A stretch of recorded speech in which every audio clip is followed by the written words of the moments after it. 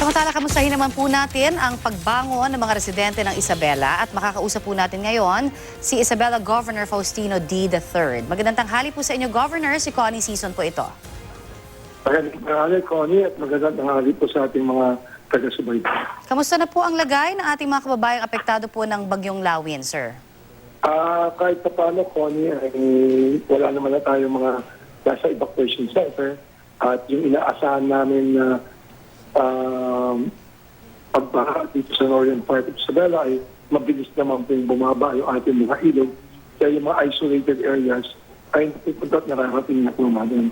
At pagkatapos naman ng bagyo, ng 20 mismo na Oktobre, yung sumikat yung araw, nag-dispatch na po agad tayo na upang mag-clearing up ng kalsada namin. Magmula sa Cordon, yung sa boundary ng Nueva Vizcaya, patungo po sa boundary ng Cagayan sapagkat alam namin na talagang devastated ang lalawigan ng Isabela. Kaya yun namin at nilalawig namin. Na magkaroon ng clear up kagad yung daan para sa pagdaloy ng mga pagtulong para po sa lalawigan ng Isabela. Tinigyan sa lalawigan po na Cagayan. I see. Governor, may mga kababayan pa ho ba tayo na nananatili pa rin sa mga evacuation center? At kailan ho kaya nakabalik na yung kuryente sa mga barangay? Connie, sa ngayon wala na tayong numero na mga nasa evacuation center. Meron na rin 30% na naibalik ang kuryente, pero yung mga iba pang mga lugar sa Northern Isabela, wala pa rin. Hopefully, ayun naman sa aming local electric cooperative, inaayos namin ng mga linya at hinintay na lamang yung pag-switch on ng national grid ng pandemic kahit paano maibalik yung 70% ng aming energy. Oh, that's good to know, sir. Pero sa inyo pong naibigay ng report ng inyo pong pamahalaan dyan, gaano ho kalawak kaya yung naging pinsala sa agricultural sector naman?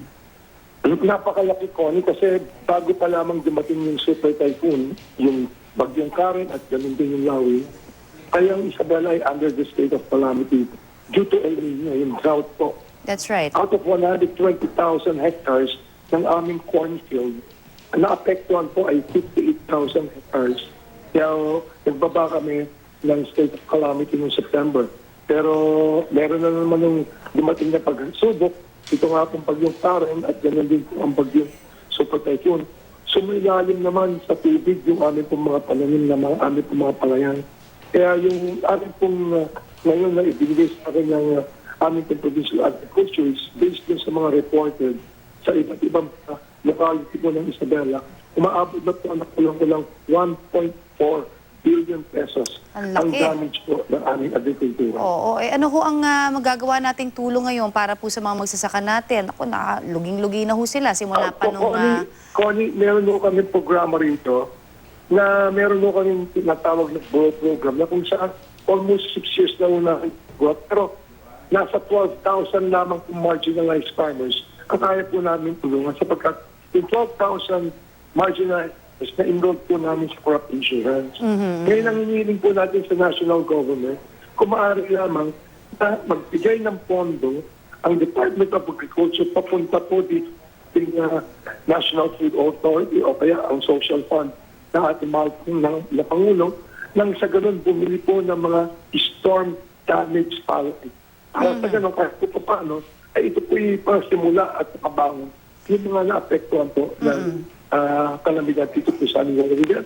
Sir, babahagi pa po ng Region 2. Na-coordinate nyo na ho ito formally sa ating pong national government, yung mga hinihiling po ninyong tulong sa kanila?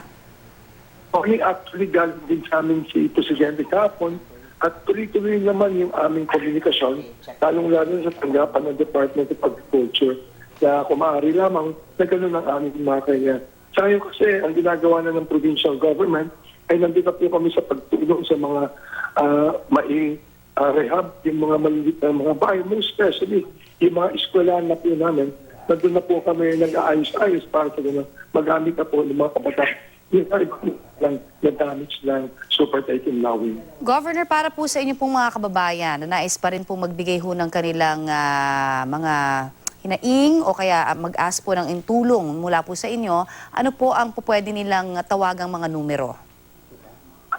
kung ano ang alam ng mga kababayan, yung direct number, so iulitin ko po, ito po yung ating direct number, no? 0917-831-1311. Ulitin ko po, 0917-831-1311. Direct po yan ng number ko para sa ganun agaran maka-action po ang aming kung kinakailangan ng ating mga kababayan. Alright, magpapasalamat na po muli kami sa inyo pong ibinigay sa aming update na yan at sana nga ho ay maayos ang lahat sa lalong madaling panahon. Maraming pong salamat, Maraming Governor. salamat. Thank you po. Magandang hapon. Magandang tanghali po. Yan po naman si Governor Faustino D. III ng Apayao.